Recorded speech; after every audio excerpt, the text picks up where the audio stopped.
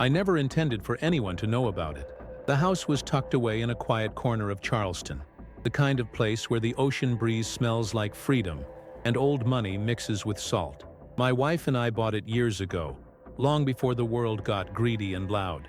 It was our secret, a sanctuary from the chaos of life, a place where I could hear my own thoughts over the hum of the waves.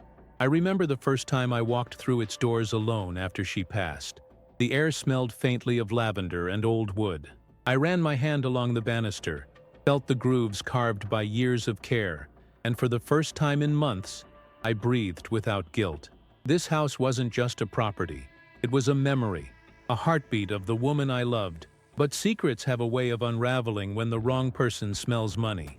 My daughter's husband, my son-in-law, he had always had that look. The one that says he wants something he doesn't deserve, and believes the world owes it to him.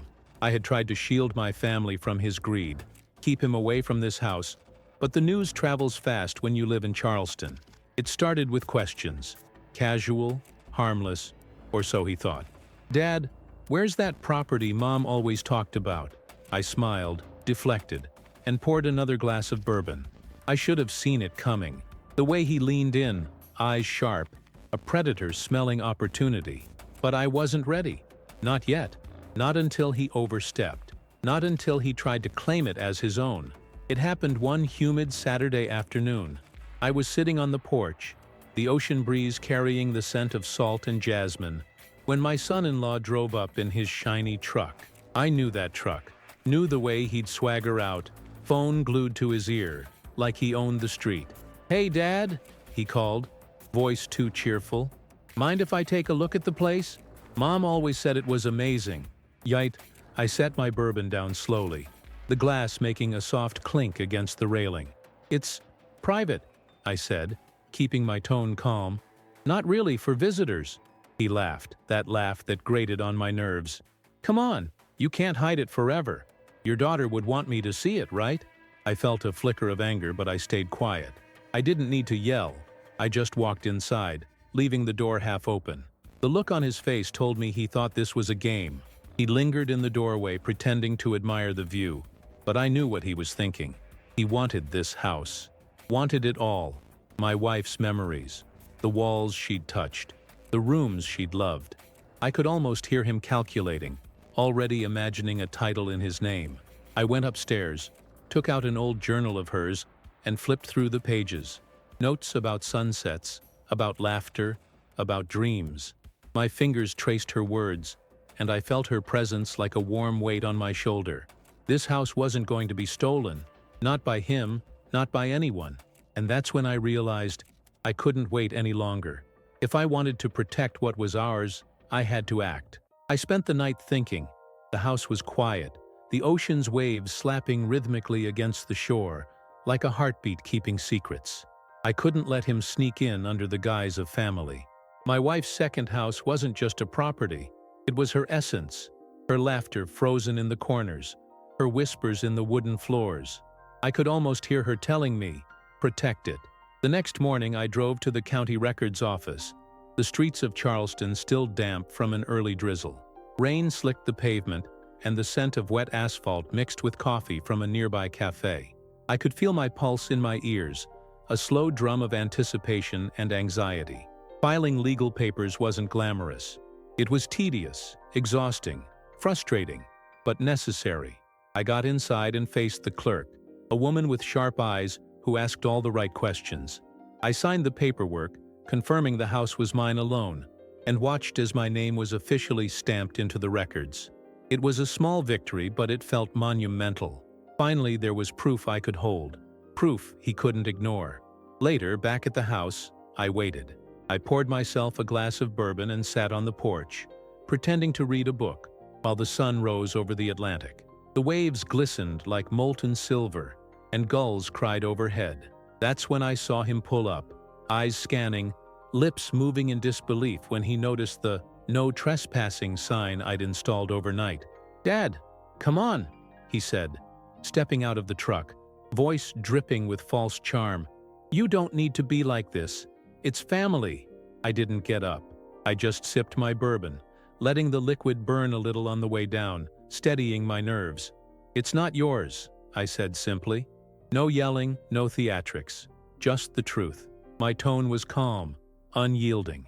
He hesitated, like a cornered animal, then smiled, trying to mask the panic. "We can figure something out. You don't need to be so stubborn." "I already figured it out," I replied, setting the glass down. "This house is mine. Always was, always will be. And you're not touching it." For a moment I thought he might argue, maybe even lash out, but then I saw it, the recognition in his eyes. He realized I wasn't bluffing, that I wasn't scared. The man who thought he could claim what he didn't earn was finally confronted by someone who had nothing to prove to anyone but themselves, and the memory of a woman worth protecting. He backed down that day, muttering something about family and communication. But I knew better. I had won, not with force, not with threats, but with the quiet certainty of a man who knew what mattered.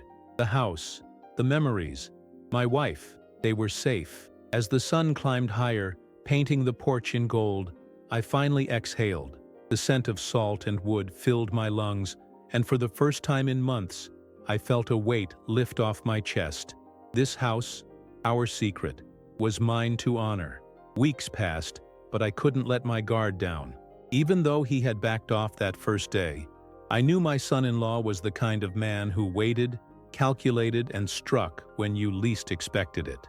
Every time my daughter called to chat about work or family, I could hear the subtle tension in her voice, the way she danced around mentioning him.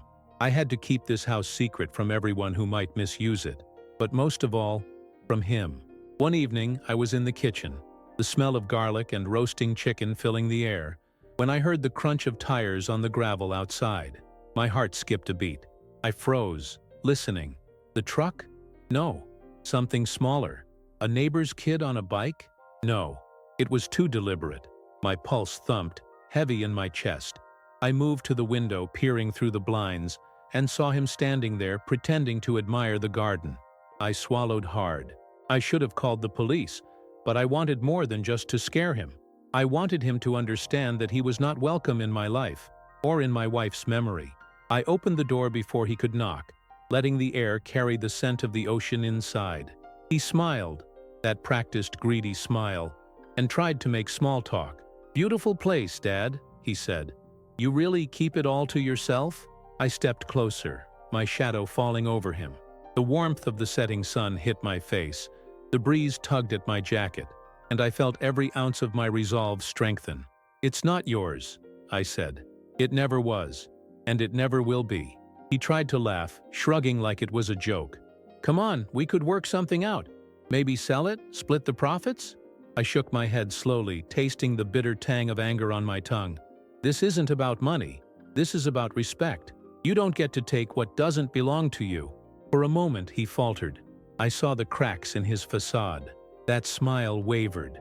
That confidence, built on entitlement, started to crumble. And I knew something had shifted. I walked past him, heading toward the porch, feeling the smooth wooden rail under my fingers. "Leave," I said. "Go back to your life. You're done here." He lingered, staring at the house like a man who realized the treasure he wanted was never his to claim. Then, finally, he got in his truck and drove off, tires squealing on the gravel, leaving me alone with the wind and the salt air. I leaned against the railing, the horizon melting into pink and gold. The house was quiet again. My wife's presence was all around me, in the kitchen where she had chopped vegetables, in the living room where her laughter still seemed to echo, in the small library where her journal rested. I finally understood something crucial that day. Victory doesn't always roar. Sometimes it whispers through the walls, through the wind, and through the heart of the man who refused to let greed steal what he loved. The house was safe, and so was her memory. And for the first time in a long time, I felt a calm that didn't come from avoidance or secrecy, but from standing firm, from honoring what mattered most. The days after that encounter were quiet, almost eerily so. I spent my mornings walking the shoreline near the house, the sand cool beneath my feet, salt air filling my lungs, thinking about how fragile peace really was. My wife's laughter seemed to float on the breeze, teasing me, reminding me why I'd fought so hard to keep this place sacred. But quiet has a way of lulling you into false security. One afternoon I was in the study, flipping through her old letters, when I heard the unmistakable sound of wheels on gravel again. Not his truck this time. Something smaller, like a delivery van. My stomach tightened. I opened the blinds, heart hammering, and saw him. He was standing outside, holding a clipboard, pretending to be a contractor or inspector, scribbling notes with exaggerated care. I didn't rush. I didn't yell. I poured a glass of bourbon and stepped outside, letting the warmth of the sun hit my face, letting the wind tug at my jacket. He looked up, startled to see me, but quickly masked it with that same greedy smile. "Evening, Dad," he said, voice casual, like nothing was wrong. "Just checking a few things. You know, the property, maintenance, taxes." I leaned on the railing, letting the wood creak beneath my weight. "Bunny," I said slowly, tasting the bitterness of anger on my tongue. "I just finished paying all the taxes. Everything's in order. You shouldn't worry about it." He shifted uncomfortably, and I saw the first genuine cracks in his armor. He wanted a fight, wanted me to cave, but I didn't. I wouldn't. "This is private," I said, voice calm but firm, like iron. "I don't need explanations, opinions, or visits from people who think they can take what's not theirs." His hands trembled slightly, the clipboard dropping a faint thump. He swallowed hard. "Look, we could make this easy. You don't need to be so greedy," I supplied, my voice low and measured. "That's exactly it. You came here thinking you could claim this house because you wanted it, not because you deserved it, not because it's right. It's just yours in your mind." He stepped back, finally seeing me. Not just the man, but the boundary he couldn't cross. And in that moment, the truth hit him. He wasn't going to manipulate or bully his way in. The house, my wife's memory, my life, none of it belonged to him. I walked past him, feeling the porch's smooth wood under my fingers, the breeze carrying the scent of salt and lavender. "Go home," I said, not angrily, but with the quiet authority of someone who had fought too hard to be broken. "And stay out of this. It's over."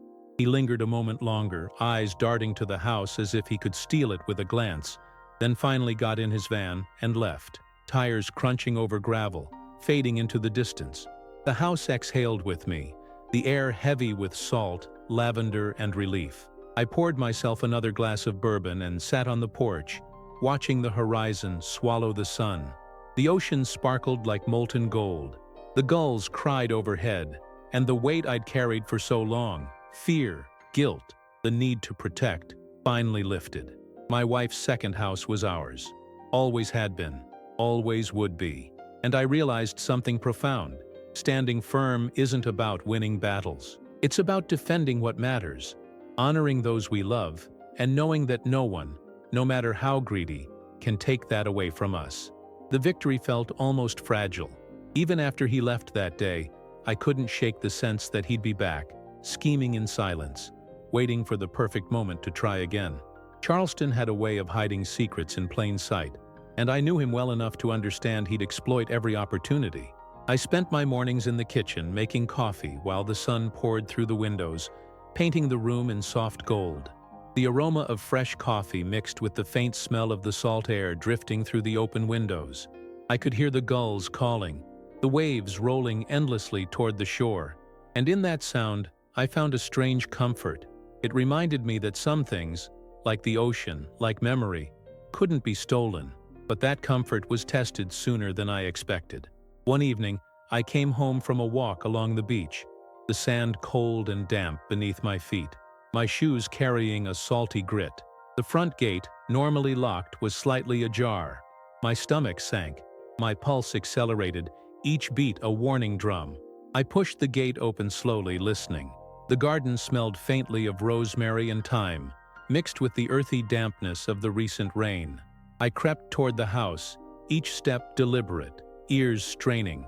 That's when I heard it, the faintest scuff of sneakers on the wooden porch.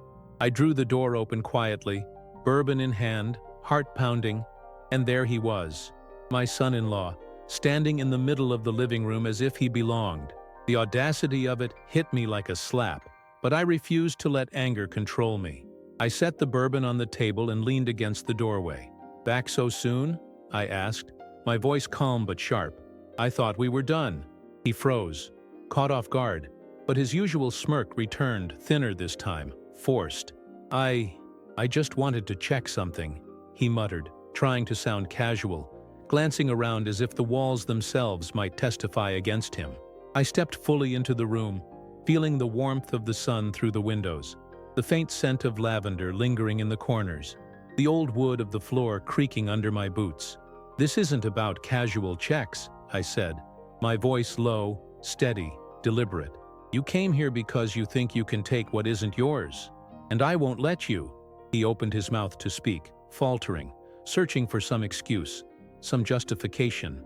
There wasn't one. He was exposed, vulnerable, and he knew it. I moved closer, not threatening but unyielding. "Leave," I said. "Now. You have no right here. Not in my home, not in her memory, not in my life." For a long moment silence hung between us. Then, with a muttered curse and a glare that didn't scare me, he turned and stormed out. I listened to the tires crunching on the gravel as he disappeared into the distance. The house exhaled with me, the air still thick with salt and the faint traces of her perfume, and I realized something. He would try again, but each time he did, I would be ready. I poured myself a glass of bourbon and sat on the porch, letting the sun sink lower, painting the horizon in molten gold and deep purple. The waves rolled endlessly, their rhythm steady and unshakable. A reminder that some things endure, no matter the greed that tries to claw at them. And as the night fell, and the first stars appeared over Charleston, I felt it. A quiet, unshakable certainty that I would protect this house, her memory, and everything she left behind. No one, not him, not anyone, would ever take it from me. The next few days were a mix of unease and vigilance. I couldn't relax, couldn't pretend the threat was gone. Every sound, the creak of a branch against the window, the distant hum of a car engine, made me flinch. The house had become more than a memory. It was a fortress, a sanctuary, and I was its unwilling sentinel. One morning, I decided to check the property thoroughly. The ocean fog had rolled in overnight, thick and damp, wrapping the house in a ghostly gray. I walked the perimeter, boots sinking slightly into the wet sand where the lawn met the dunes. Salt clung to my skin, my hair damp with mist, the scent of wet wood and seaweed filling the air. I moved slowly, methodically, checking locks, windows, even the old shed in the back, listening for the slightest anomaly. When I reached the porch, I saw a note tucked under the welcome mat. My hands shook slightly as I picked it up, the paper crinkling under my fingers. In his familiar, greedy scrawl, it read, "We'll see about this." My jaw tightened. That was all it took. A single line of ink, and suddenly the threat felt alive again, tangible, pulsing with malice. But I didn't panic. I had faced him before. I knew his arrogance, his impatience, and I knew I could outlast him. I went inside, the house smelling faintly of my wife's perfume, the lavender and cedar mingling with the faint aroma of brewing coffee. I sat in her favorite chair, ran my hands over the worn leather, and imagined her voice in the room, calm and knowing. "Stand firm. Protect what's ours." That night I set up cameras, lights, and even a small alarm system. Every step, every window, every entrance was under watch. The house hummed with quiet vigilance, a silent testament to my determination.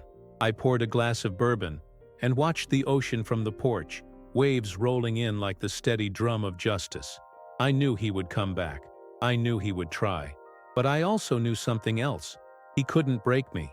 He couldn't touch what wasn't his. The house, the memories, the love, it all belonged to me. And no threat, no manipulation, no greed could ever take that away. As the stars emerged over Charleston, reflected in the dark waters beyond the dunes, I felt a calm resolve settle over me. I wasn't just protecting a house. I was defending a life, a legacy, a bond that greed could never sever. And I realized, finally, that this was more than victory. It was a declaration. I would not be intimidated. I would not back down. And the house, her memory, and everything we built together would remain ours forever. The following week was tense, every day stretching out with the weight of expectation. I woke before sunrise, the first light brushing the horizon in shades of pale gold and lavender, and walked the perimeter again. The sand beneath my boots was cold and damp from the morning mist, and the scent of salt and wet wood filled the air. I ran my fingers along the porch railing, feeling the grooves worn smooth over decades, and reminded myself this house wasn't just walls and windows. It was memory, love, a lifetime I refused to let slip away. Late one afternoon I heard it, the subtle crunch of gravel, too deliberate to be a neighbor or passerby. My heart tightened. I wasn't surprised, just focused. I moved to the front door slowly, the floorboards creaking softly beneath my weight. The faint smell of lavender and cedar mingling with the salty air drifting through the open windows. It was him, my son-in-law, standing there with a forced smile and a clipboard again, trying to appear casual, harmless. I didn't open the door all the way. I leaned against the frame, letting the shadows fall across my face. "Dad," he said, voice smooth, rehearsed. "I just wanted to make sure everything's—" "Leave," I interrupted, my voice calm but unshakable. "Now. This is not your place. You have no right here." His smile faltered, a flicker of frustration crossing his face. "We could work something out." "Nothing to work out," I said. I stepped forward, letting my presence fill the doorway, feeling the sun warm my back, the breeze tugging at my jacket. This house, my wife's memory, everything in it, it's mine, always has been. "You're done." He stared at me for a long moment, eyes flicking to the porch, to the house, as if the walls themselves might rise up and chase him away. Then finally, he turned, muttering something under his breath, and walked back to his truck. I listened to the tires crunch the gravel as he drove off, the sound fading into the distance. I closed the door and exhaled, the tension leaving me in waves. The air smelled faintly of rosemary from the garden, mixed with the lingering scent of the ocean. I poured myself a glass of bourbon and sat on the porch, letting the last rays of sun wash over me. The waves rolled steadily toward the shore, unchanging, constant, like a promise that some things endure. For the first time in days, I felt a deep sense of calm. I knew he might return, I knew the threat lingered, but I also knew this: no one could touch what I had fought for, what I had loved, what I had sworn to protect. This house, her memory, and the life we built together were untouchable. And in that moment, watching the sun sink behind the horizon, I realized something vital. Standing firm, protecting what you love, isn't just about defiance. It's about honoring the people and memories that make life worth defending. And as long as I was here, nothing and no one could take that away. The days blended into weeks, and each one brought a heightened sense of vigilance.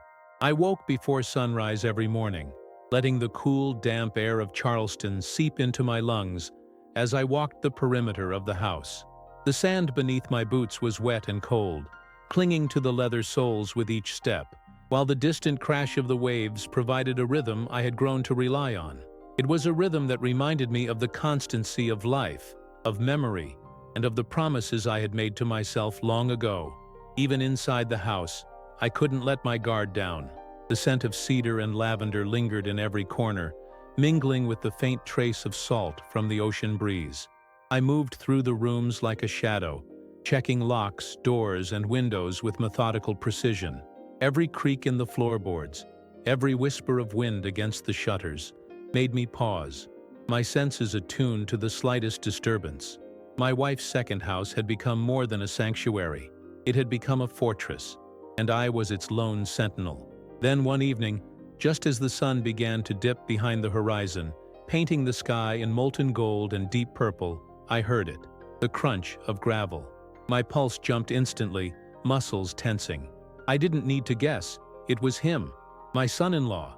He had returned. I moved toward the front door slowly, my footsteps silent against the worn wooden floor, my hand resting lightly on the banister. The air inside smelled faintly of her perfume, and I could almost hear her voice whispering, "Stand your ground." I opened the door halfway, letting the fading light outline my figure. He was there, clipboard in hand, trying to appear casual, but his eyes betrayed his nerves. He smiled, but it was thin, forced. "Evening, Dad," he said, voice too smooth, too practiced. Just thought I'd check on things, make sure everything's— Leave, I interrupted, my voice calm but unwavering. Now! You have no right here. Not today, not ever. His smile faltered. He opened his mouth to argue, to offer some excuse, but I could see the hesitation, the flicker of doubt in his eyes.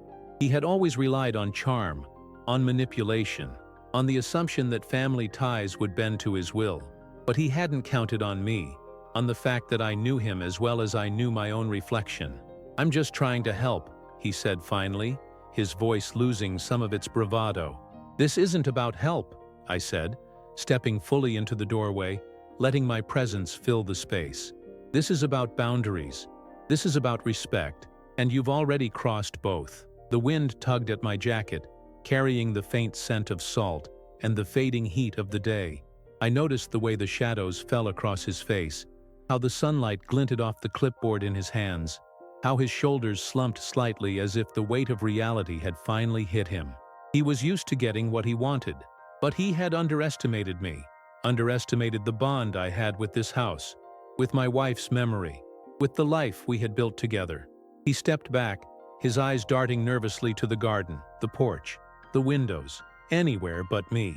We could figure something out, he muttered, but there was no conviction in his words this time. The confidence that had always defined him was cracking. No, I said, my tone low and steady. There's nothing to figure out. This house is mine. It always was, and it always will be. You don't belong here. You never did. For a long moment, silence hung between us. The only sound was the distant crashing of waves, the occasional cry of a gull, and the faint rustle of wind through the trees. I could feel the tension radiating off him, the frustration, the fear, the realization that he couldn't bully or manipulate his way into what wasn't his. And in that quiet, I felt something shift. He understood that I was immovable. Finally, he muttered a curse under his breath and turned, walking briskly to his truck. The tires crunched the gravel as he drove away, the sound fading into the distance. I stood there for a long moment, letting the tension drain from my body. The air smelled faintly of rosemary from the garden, mixed with the lingering trace of lavender and cedar from inside the house. I poured myself a glass of bourbon and stepped onto the porch, feeling the warm wood under my hands and the cool ocean breeze on my face. As I watched the sun sink fully behind the horizon, turning the sky to a deep, burning purple, I realized that what I had been protecting was more than just a house. It was a sanctuary of memory, of love, of life itself. Every step I took, every lock I secured, every watchful glance I threw over the sand dunes was a tribute to my wife, to the life we shared, and to the promise I had made to honor it. And in that quiet, with the ocean stretching endlessly before me and the first stars beginning to appear overhead, I felt a profound sense of certainty. No matter how greedy, how manipulative, how relentless he might be, he could never take this from me. The house, her memory, the legacy we built together, it was untouchable. Victory wasn't always loud. Sometimes it was the quiet knowledge that you had stood firm, that you had protected what mattered most, and that the people and memories you loved were safe. And as I sat there, watching the waves roll in, I realized that this was more than victory. It was freedom. I raised my glass to the horizon, the bourbon catching the last light of the sun, and whispered softly, almost to myself, "We're safe, always." The following days brought a strange combination of vigilance and relief. The house was quiet, almost too quiet, as if it was holding its breath, waiting for the next test. I spent mornings on the porch, watching the Atlantic stretch endlessly before me, waves rolling in with a rhythm that had always calmed me. The air was thick with salt and damp sand, mingling with the faint aroma of rosemary and lavender from the garden. I could hear seagulls calling, their cries sharp against the hum of the surf, and each sound reminded me that this place, this sanctuary, was alive, breathing with memory and history. Despite the calm, I couldn't let my guard down. I knew him too well. My son-in-law had patience born of entitlement, the kind of patience that allowed a man to bide his time until the perfect moment to strike. Every phone call from my daughter, every text message from family, made me tense. I could hear the subtle hesitation in her voice when she mentioned him, the way she danced around the truth as if fear might shatter her composure. But I didn't need reassurance. I knew the stakes. One late afternoon, as the sun hovered low, casting the sky in shades of gold and burnt orange, I decided to take a walk along the edge of the dunes. The sand was damp from the morning fog, cool against my boots, and the salt-laden wind tugged at my jacket. I moved deliberately, listening for anything out of place. The ocean roared quietly, each wave crashing with a steady, unchanging rhythm that felt like a heartbeat. It was grounding, a reminder that some things endure, no matter the chaos around them. As I rounded the side of the house, I noticed movement near the garage. My pulse jumped. Someone was there, crouched low, moving quickly, almost slipping into the shadows. I froze, holding my breath. The scent of wet earth and salt mingled sharply with the faint odor of gasoline. I stepped closer, boots crunching on the gravel, and saw him, my son-in-law, trying to pry open the back door. For a split second I didn't move, just observing him. His face was tight with frustration and desperation. He had miscalculated. He hadn't expected me to be this vigilant, hadn't anticipated the cameras, the locks, the alarms I had set. His eyes darted nervously toward the dunes, toward the house, and finally, they settled on me. I didn't yell. I didn't make a move to rush him. I simply walked toward him, my steps deliberate, the boards creaking softly beneath my weight. The breeze carried the scent of salt and lavender, wrapping around us like a shield. "Leave," I said calmly, my voice carrying the authority that only comes from certainty. "Right now, or you will face consequences." He froze, hands still on the door handle. His smirk, the confidence he always wore like armor, had vanished. The clipboard he usually carried was nowhere in sight, and the casual tone of entitlement had been replaced by something raw, fear. I just, he began, but his words faltered. "No," I interrupted, stepping closer. The wooden porch under my feet felt solid, unyielding, and I realized that this house, these walls, were more than shelter. They were history, memory, and love, and I was the guardian. "You have no right here. You've never had a right, and you're not getting one. Leave, now." For a long, tense moment, he didn't move. I could see the battle raging in his mind, the calculation of risk versus desire. He wanted this house, wanted it desperately, but he realized now that the cost was too high. His eyes flicked to the cameras mounted discreetly on the corners of the house, the locks on every door, the faint glimmer of the alarm system behind the windows. He was trapped by his own greed. Finally, with a muttered curse, he stepped back, his shoulders slumping in defeat. He turned and walked briskly to his truck, tires crunching over gravel, leaving behind only the faint scent of oil and desperation. I watched him drive off, the roar of the engine fading into the distance, leaving the house in perfect stillness once again. I closed the back door, securing every lock twice, and walked slowly through the house. The scent of cedar, lavender, and salt filled the rooms. The walls seemed to hum with memory, the echoes of laughter and quiet conversations long past. I poured myself a glass of bourbon, the liquid warm as it slid down my throat, and sat on the porch. The sun was fully setting now, painting the sky in fiery oranges and deep purples, reflecting off the waves with a brilliance that took my breath away. I thought about my wife, about the life we built together, about the promise I had made to honor her memory. This house was more than wood and nails.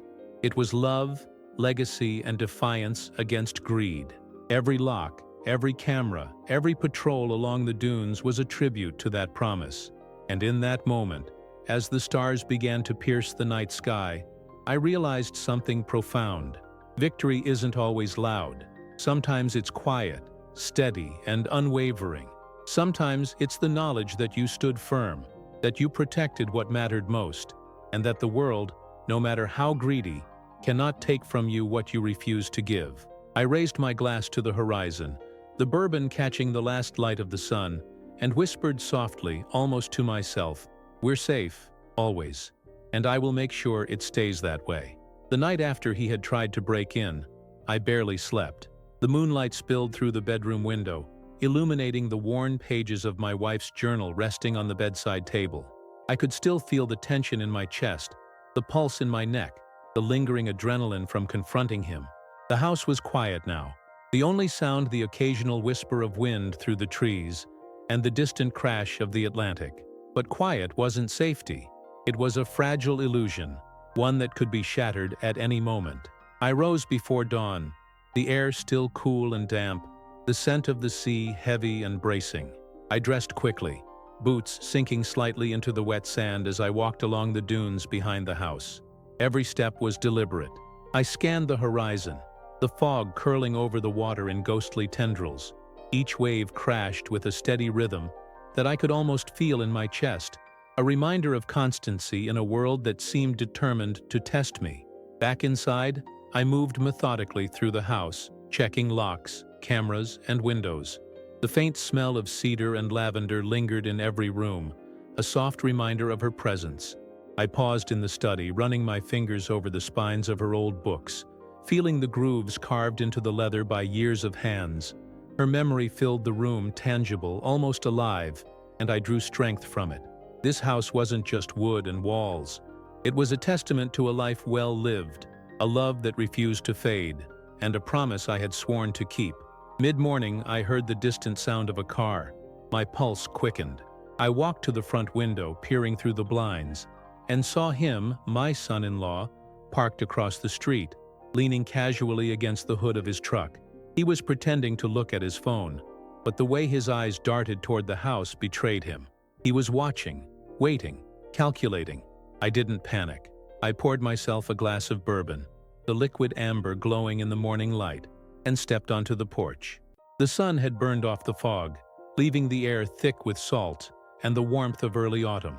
I could hear the gulls calling overhead, their cries sharp against the sound of the surf. Every sense was alert.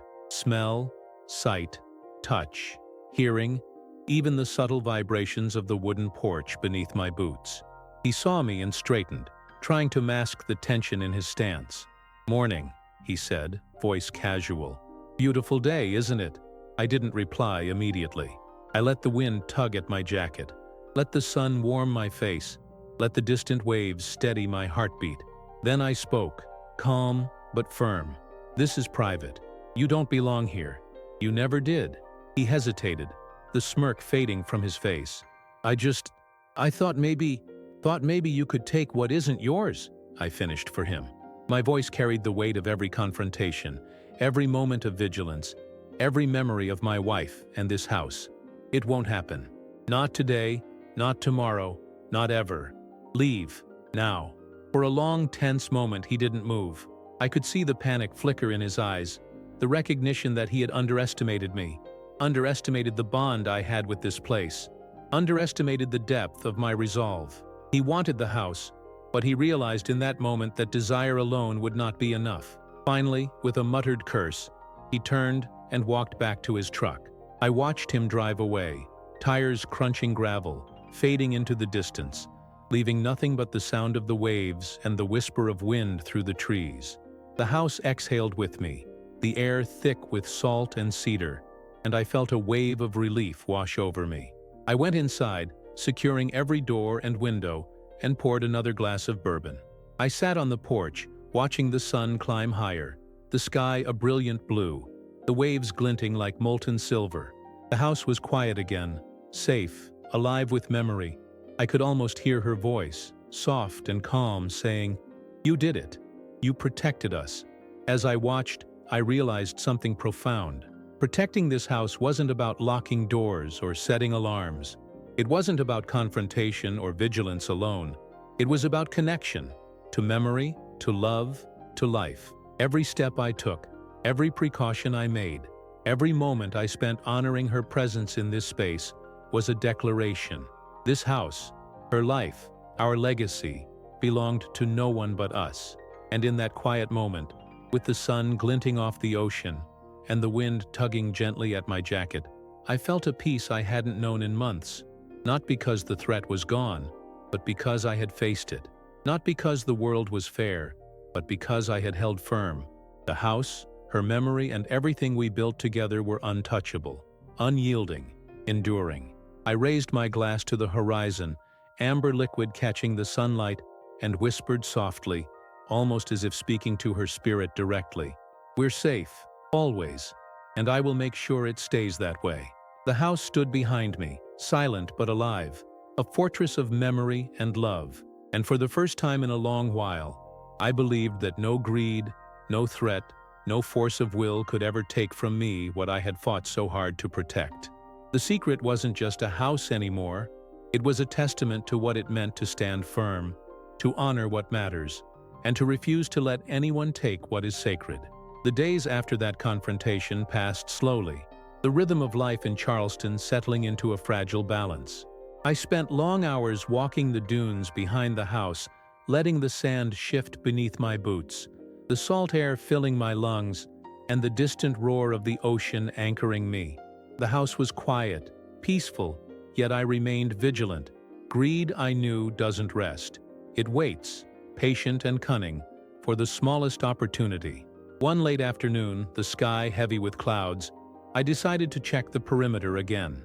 The wind had picked up, carrying the briny scent of the ocean inland and rustling the palm fronds around the property.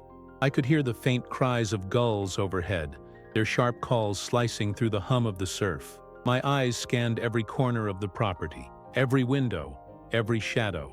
I felt the familiar surge of tension in my chest, the sense that danger could be lurking just beyond my sight.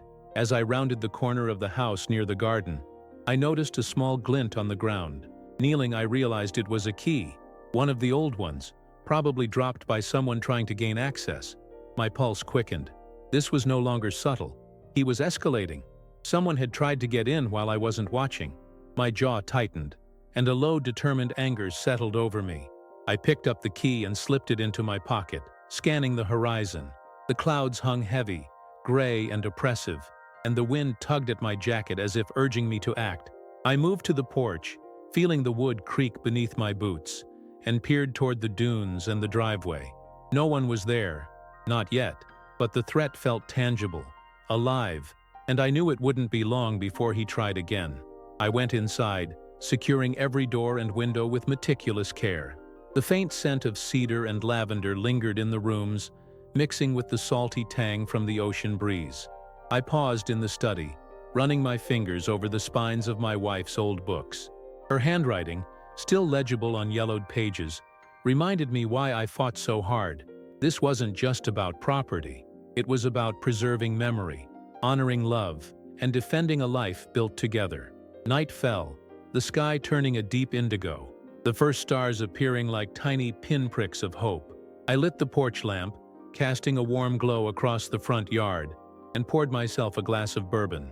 I walked slowly to the edge of the porch, the waves rolling in rhythmically, the cool night air brushing against my face. Every sense was alert. Every sound, smell, and movement around the house registered with precision. The night was alive, and I knew he might be out there, watching, waiting. Hours passed with nothing but the sound of the ocean and the occasional cry of a gull. I finally sank into my chair, glass in hand, the warmth of the bourbon spreading through me, and allowed myself to reflect. The fight wasn't just physical. It was emotional, moral, and deeply personal. Every step I had taken to protect this house, every measure I had put in place, was a testament to my commitment. I realized that true protection wasn't just about locks or alarms. It was about vigilance, patience, and the refusal to allow greed to dictate the boundaries of one's life. Around midnight, the stillness was broken by a faint sound, tires crunching gravel in the distance. My heart tightened, pulse racing, but I didn't move hastily. I watched, silent, waiting. The vehicle approached slowly, and I recognized the silhouette instantly. My son-in-law. He had returned. The man who thought he could claim what was never his had come again, under cover of darkness, testing the limits of my resolve. I didn't shout. I didn't rush. I simply stepped onto the porch, the cool wood beneath my feet grounding me, the salt breeze carrying the faint scent of lavender and cedar from inside. The porch lamp illuminated the driveway, casting long shadows across the gravel. He froze, the smirk that always defined him gone, replaced by a flicker of fear. "Dad," he began, voice uneven. "Leave," I said, calm but unyielding. "Now, or this ends differently. He hesitated, calculating, realizing at last that I was prepared for anything. The cameras, the locks, the alarms, all were visible, silent witnesses to my determination. The man who had tried to bully and manipulate now faced the full weight of my resolve. After a tense moment, he muttered a curse, backed away, and walked to his truck. The tires crunched gravel as he drove off, fading into the darkness, leaving nothing but the sound of waves and the whisper of wind through the trees. I returned to the porch, securing every lock one last time, and poured myself another glass of bourbon. The house was quiet again, safe, alive with memory. I sat, watching the horizon, listening to the rhythm of the waves, and felt a profound sense of calm. I realized that protecting this house wasn't just about vigilance. It was about honor, memory, and love. It was about standing firm when others tried to steal what mattered most. And as the stars glittered over Charleston, reflecting on the dark waters beyond the dunes, I understood something vital. No matter how patient, how cunning, or how greedy someone might be, they could not take what I refused to give. This house, her memory, our life together, it was untouchable, unyielding, enduring, and I would stand guard for as long as it took. The following morning dawned with an uneasy calm. The sky was pale blue, the air heavy with the scent of salt and damp sand from the early tide. I walked the dunes behind the house, boots sinking slightly into the wet sand, each step deliberate. The waves rolled in steadily, the only constant in a world that had suddenly become unpredictable. Even though my son-in-law had left the night before, I couldn't shake the feeling that he was still out there, lurking, waiting for another opportunity to strike. Inside, the house smelled faintly of cedar, lavender, and the ocean breeze.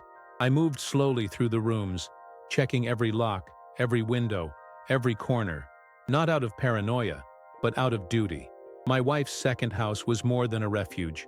It was a monument to the life we had built together, a repository of memory, laughter, and love. And I wasn't about to let anyone, least of all someone motivated by greed, take it from me. I paused in the study, running my fingers over the spines of her books.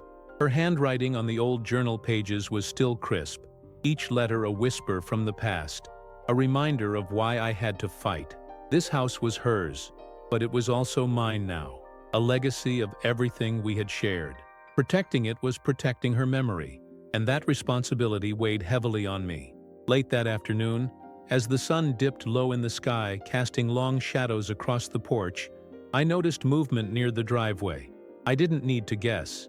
He was back, my son-in-law standing by his truck, pretending to be casual, but the tension in his posture betrayed him. His eyes scanned the house, taking in every detail, calculating, trying to find a weakness.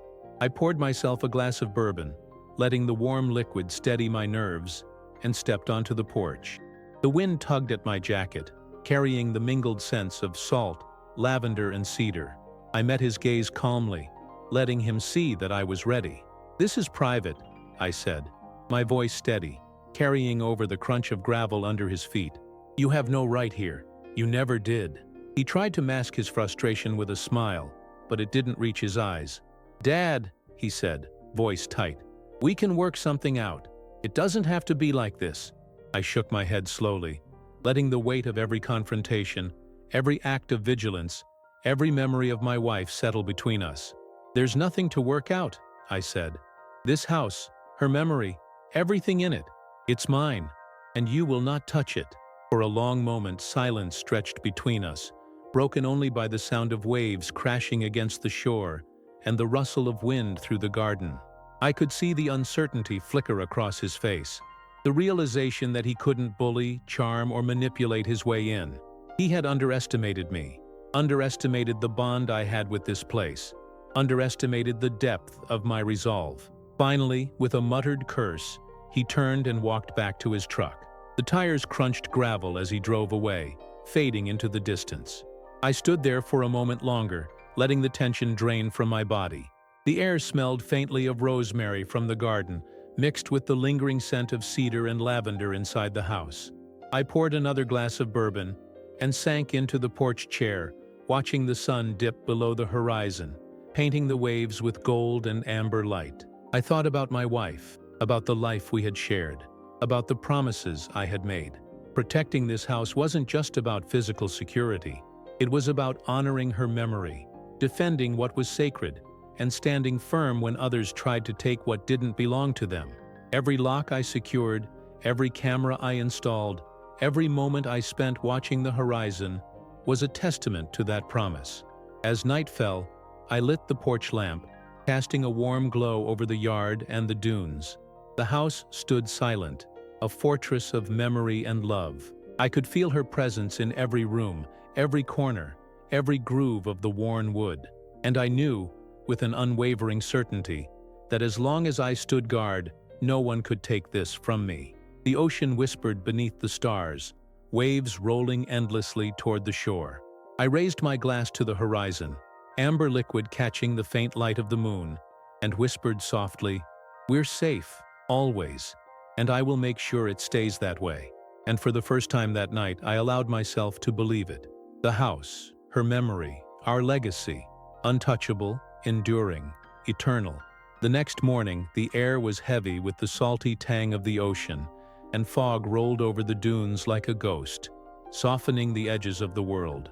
I woke before sunrise, boots already by the door, heart steady but alert.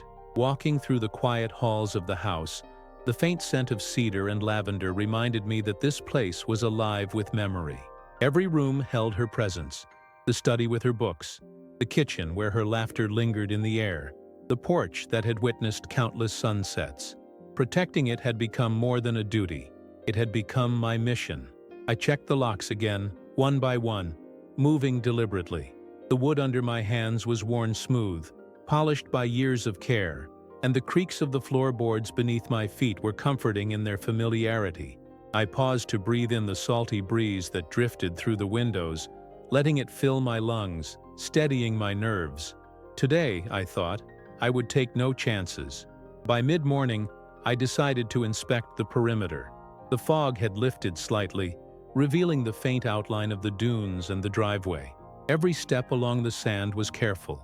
I listened to the surf and the cry of gulls, attuned to the subtle sounds of the house and the grounds. And then, in the distance, I saw movement, just enough to make my chest tighten. My son-in-law was circling the property, pretending to admire the view from across the street, but I recognized the way his shoulders tensed, the way his eyes flicked toward the house.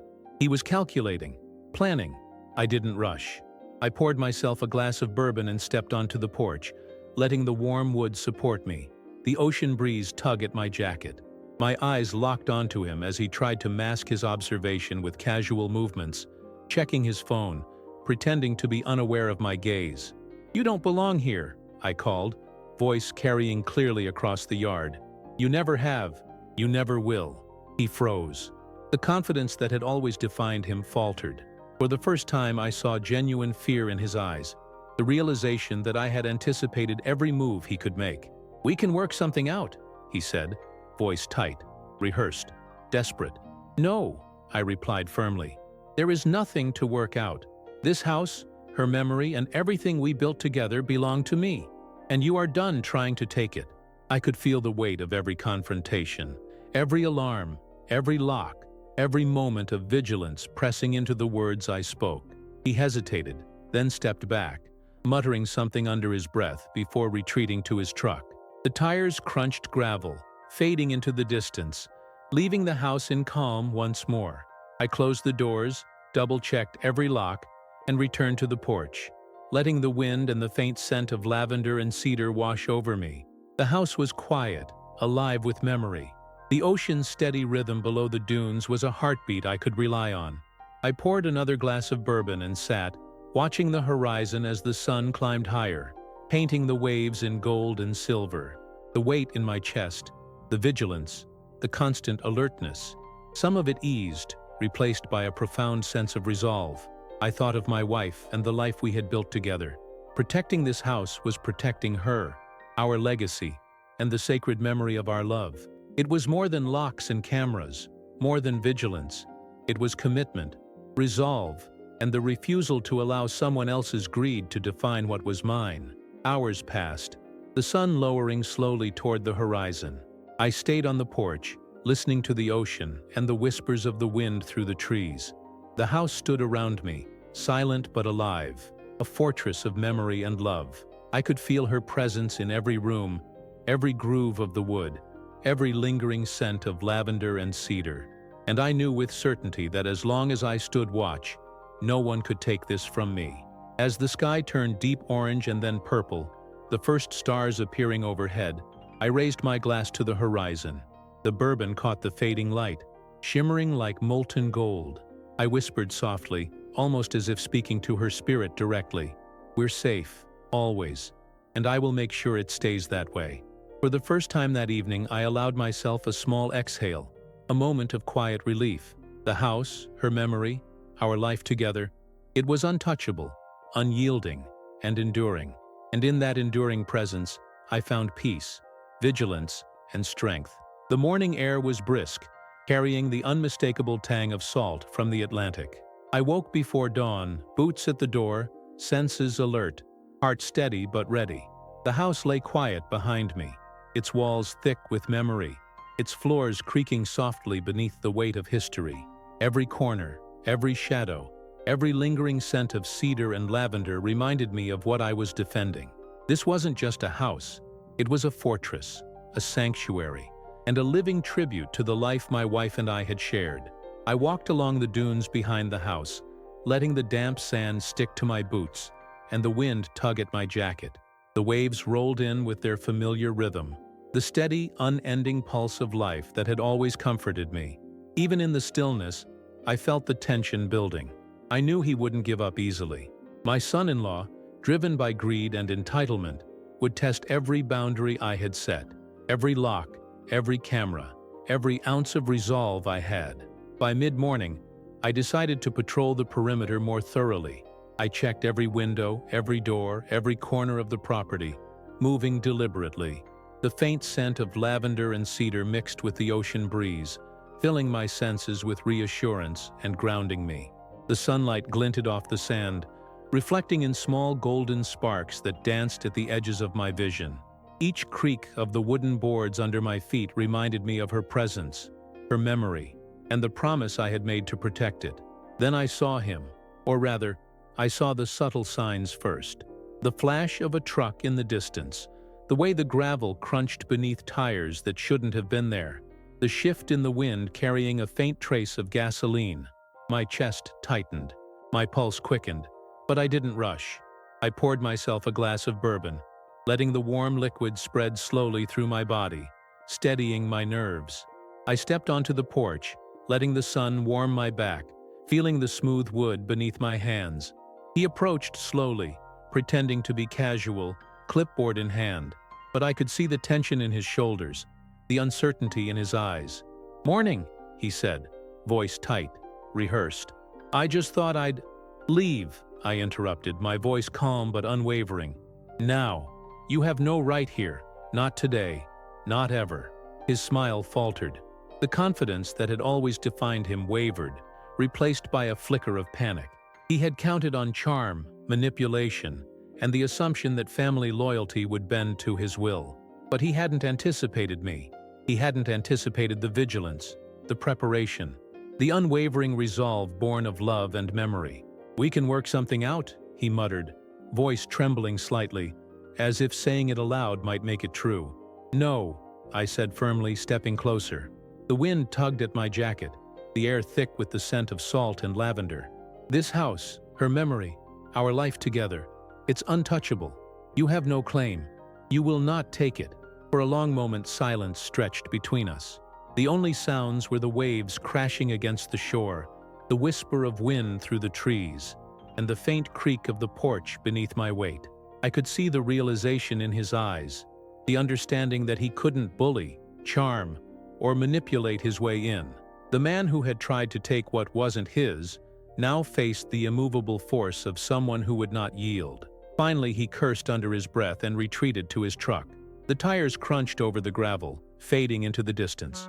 I watched until he disappeared completely, leaving the house and its grounds in complete stillness. I closed every door, checked every lock again, and returned to the porch. The breeze carried the scent of rosemary from the garden, mingling with the lingering aroma of cedar and lavender from inside the house. I poured another glass of bourbon and sat, letting the waves' rhythm wash over me, letting the calm of the ocean settle my chest. The house stood silent but alive, a fortress of memory and love. I thought of my wife, of the life we had shared, of the countless sunsets we had watched from this very porch.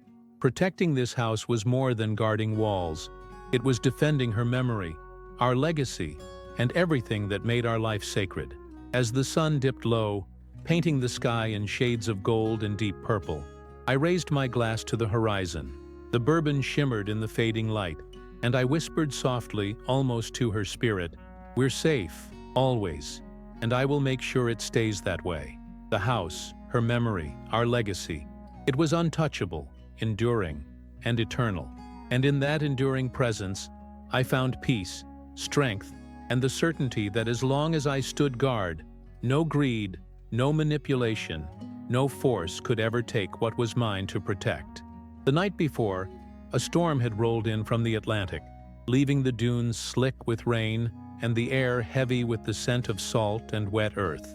I had spent the evening walking the perimeter, boots sinking slightly into the damp sand, listening to the waves crash against the shore, each one a reminder of the constancy of the world even when humans acted in greed. The house behind me smelled of cedar, lavender, and rain-soaked wood. Its walls seemed to pulse with memory, alive with the echoes of laughter and love. I knew I was standing guard over more than a structure. I was standing guard over a life, a legacy, and the memory of my wife. By dawn, the storm had passed, leaving the sky a soft gray, streaked with early sunlight. I checked the locks one last time, moving methodically through each room, every door, every window. The house felt almost sacred in this light, the faint aroma of lavender mixing with the salty breeze drifting in from the Atlantic. I could feel her presence in every corner, a steady comfort that bolstered my resolve. I poured myself a glass of bourbon, the liquid warming my hands and throat, and stepped onto the porch. From the dunes, I saw him, my son-in-law, driving slowly, circling the property. His determination had not faltered, and I knew he had come for one final attempt. But this time, I was ready in ways he could not anticipate. My security measures were thorough, my vigilance absolute. I watched him through the cameras I had set up days before, tracking his movements in real time. He tried to mask his anxiety, acting casual, but the tension in his shoulders, the darting of his eyes, betrayed him. I stepped outside, letting the wind tug at my jacket, the scent of rain-soaked sand and rosemary filling the air. "This is over," I called out, my voice carrying across the dunes. "Leave. You have no claim here. Not now, not ever." He froze, the smirk that had always defined him slipping for the first time. He tried to speak, but I didn't give him the chance. "We are done," I said firmly, moving closer. "This house, her memory, our legacy, it belongs to me. You have no right to it. You cannot take it." For a long, tense moment he considered arguing, calculating his options, but he saw it in my eyes. The unyielding certainty, the deep-rooted commitment, the resolve of a man defending what he loved. There would be no negotiation. No intimidation would work. He realized finally that he had been outmatched, not with strength alone, but with endurance, vigilance, and the kind of moral certainty that cannot be shaken. Finally, he muttered a curse under his breath, turned, and walked back to his truck. The tires crunched over the gravel as he drove away, fading into the distance. I stood on the porch, letting the wind and the faint scent of lavender and cedar fill my senses. The house was still, silent but alive, a fortress of memory and love. I closed every door one last time, checking locks and windows, ensuring the place was secure. Then I poured another glass of bourbon, letting the warmth settle in my chest, and sat on the porch. The sun broke through the clouds, casting the Atlantic in molten gold and deep sapphire, waves glinting like jewels under the morning light. The sound of the ocean, constant and steady, carried reassurance. The house was safe, and so was her memory. I allowed myself a rare moment of reflection. Protecting this house had been about more than security. It had been about honor, about love, about the promise I had made to my wife and to myself. Every step I had taken, every precaution I had put in place, every tense moment had been worth it. I realized that victory is not always loud. Sometimes it is quiet, steady, and absolute. It is knowing that what is sacred is untouchable. As I sat there, the wind tugging gently at my jacket, the scent of salt and rosemary surrounding me, I felt a profound peace. My wife's presence seemed to fill the house fully now, no longer just a memory in each room, but a living, breathing force within its walls. I had protected her legacy, defended her memory, and preserved the life we had built together. I raised my glass to the horizon, amber liquid catching the sunlight, and whispered softly, "We're safe, always, and I will make sure it stays that way." For the first time since this struggle began, I allowed myself to exhale fully. The storm had passed, the waves rolled in their steady rhythm, and the house stood untouchable, unyielding, eternal. My son-in-law would no longer be a threat.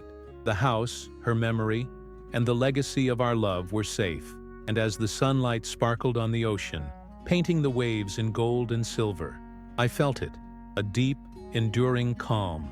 The battle was over, the house was ours, and I had kept my promise.